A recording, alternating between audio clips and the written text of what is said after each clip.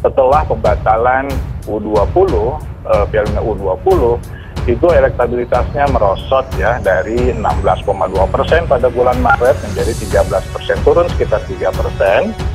Namun yang menarik adalah ketika Ganjar turun, Prabowo naik. Dan ketika Ganjar kembali rebound, Prabowo turun sementara kemudian reboundnya Ganjar. Saya kira itu juga bertepatan dengan Ganjar kemudian kita melihat menyadari kira-kira langkah politiknya tidak populer, dia kemudian membuka komunikasi publik, memberikan penjelasan, argumentasi mengapa ia mengambil sikap seperti itu, dan kita melihat di sana ada beberapa argumen ya, diantaranya konstitusi dan juga keamanan. Saya kira penjelasan dan argumentasi dan cara Ganjar menjelaskan argumentasi itu bisa dipahami oleh sebagian publik yang tadinya kecewa dan pada akhirnya mengembalikan trust kepada Ganjar yang tadinya sempat swing ke Prabowo.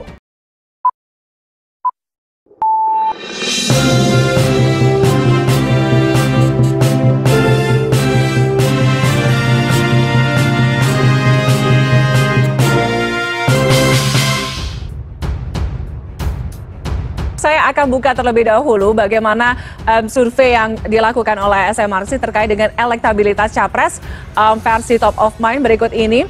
Ini adalah elektabilitas calon presiden Top of Mind di minggu kedua, 11 sampai dengan 14 April.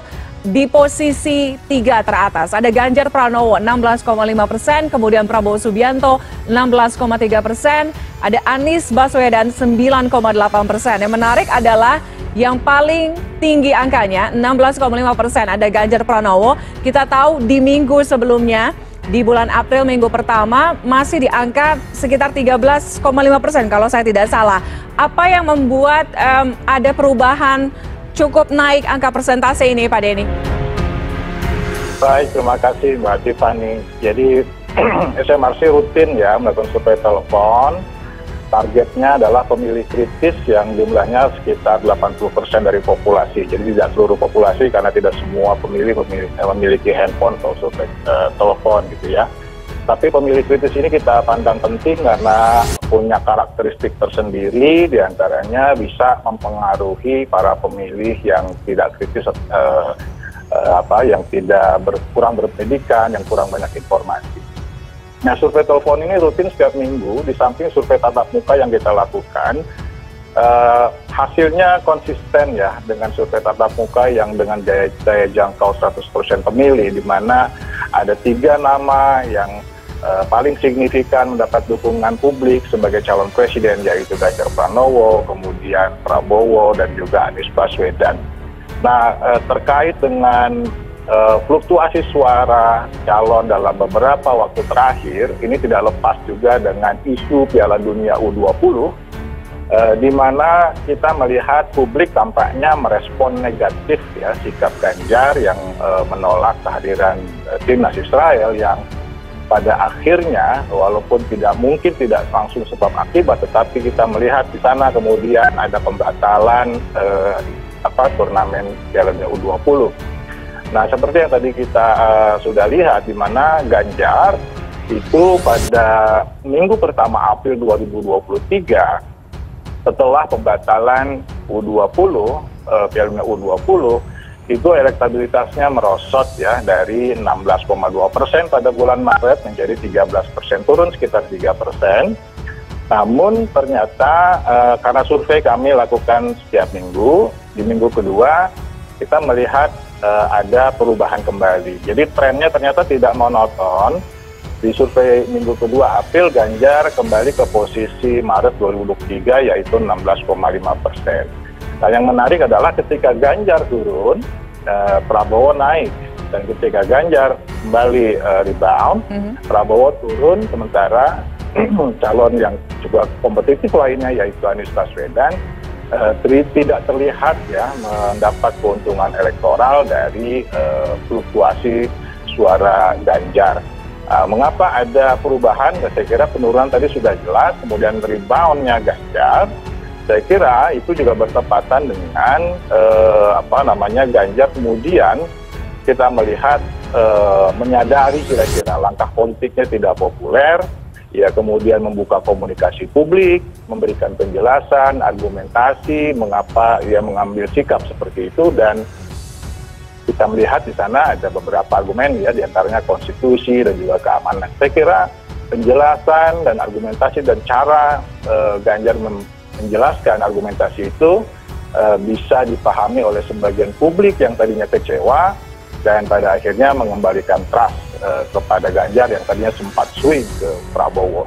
Oke, baik Pak Denny, kita akan bergeser ke slide berikutnya, di mana ada tren elektabilitas calon presiden yang juga dilakukan oleh SMRC pada 11 sampai dengan 14 April di minggu kedua. Boleh kita tampilkan, ini dia. Oke, dari 3 nama yang ditampilkan oleh SMRC ada Ganjar Pranowo, Prabowo Subianto, kemudian Anies Baswedan. Bisa kita lihat bagaimana pergerakannya dari bulan Januari sampai dengan di minggu kedua bulan April. Artinya kalau kita lihat ada yang pernah turun, ada yang bisa kemudian menyalip, ada yang cenderung stagnan angkanya, artinya tidak berbeda jauh setiap bulannya. Apa kemudian yang bisa membuat suara ini bisa berfluktuasi, ya kan? Apa yang membuat elektoral ini bisa berubah-ubah? Ya, kalau kita amati ya, terutama dalam beberapa waktu terakhir, 2 atau 3 bulan terakhir, di sana terlihat ada tarik-menarik dukungan, terutama antara Ganjar Pranowo dan Prabowo Subianto. Pertanyaannya mengapa? Karena pada saat yang sama kita tidak melihat ada perubahan yang signifikan pada suara Anies, gitu ya. Mengapa ada tarik-menarik dukungan antara Ganjar dan Prabowo? Karena kedua tokoh ini sama-sama dipersepsikan sebagai kelanjutan kira-kira begitu dari Presiden Jokowi. Yang keduanya itu kira-kira menekankan kontinuitas pembangunan dilakukan oleh Pak Jokowi. Dan ini saya kira juga punya daya dorong terhadap elektabilitas kedua tokoh, karena kepuasan publik pada Jokowi pada saat ini relatif masih sangat tinggi ya, di atas 70%. Jadi berbeda dengan Anies Baswedan dan koalisinya yang bukan mengusung tema kontinuitas, tapi sebaliknya justru mengusung tema perubahan. Itulah yang menjelaskan mengapa fluktuasi yang terjadi itu lebih kepada Ganjar dan Prabowo. Saya kira demikian, Tiffany.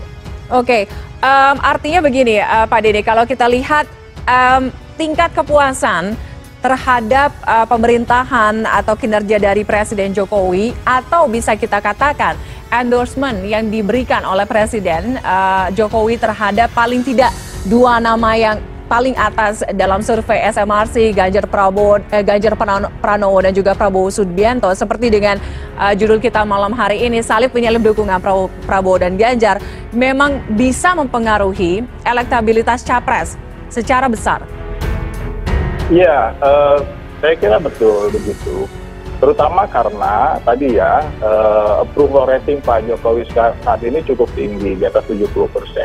Beda ceritanya kalau misalnya publik mayoritas sekarang tidak puas gitu ya, sehingga segmen dari pemilih yang pro pada Jokowi itu dan jadi tidak sedikit. Sekarang ini cukup besar, sehingga apa yang kemudian disampaikan oleh Pak Jokowi, endorsement Pak Jokowi, saya kira itu punya dampak yang signifikan.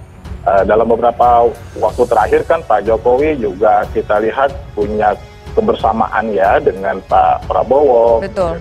Cukup jelas gitu menyampaikan bahwa sekarang waktunya Pak Prabowo, walaupun sebetulnya Pak Jokowi bukan hanya kepada Pak Prabowo ya, secara implisit juga punya kedekatan dengan tokoh-tokoh lain, diantaranya Ganjar Pranowo.